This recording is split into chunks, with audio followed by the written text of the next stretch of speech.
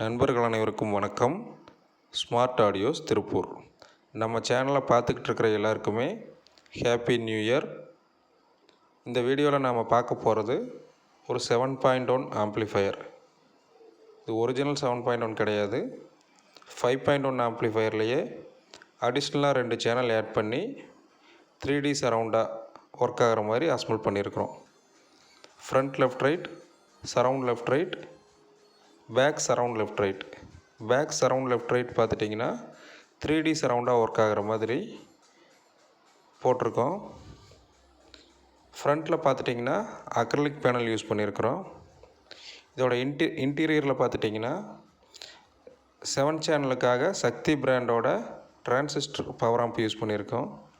சக்தி பிராண்டோட 7.1 remote kit use பண்ணியிருக்கிறோம். Sub amp பார்த்துட்டிங்கன்னா ப்ரீஎம் ஆடியோஸோட IRF 150 4FET மோனோ யூஸ் பண்ணியிருக்கிறோம். டிரான்ஸ்ஃபார்மர் பார்த்துட்டிங்கன்னா 28028 10 ஆம்பியர் யூஸ் பண்ணியிருக்கிறோம்.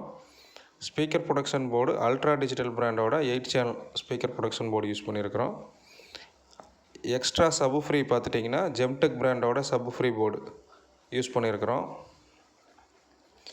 இந்த ஆம்போட ஆடியோ ரிசல்ட் பார்த்துட்டிங்கன்னா ரொம்பவே நல்லா இருக்குங்க.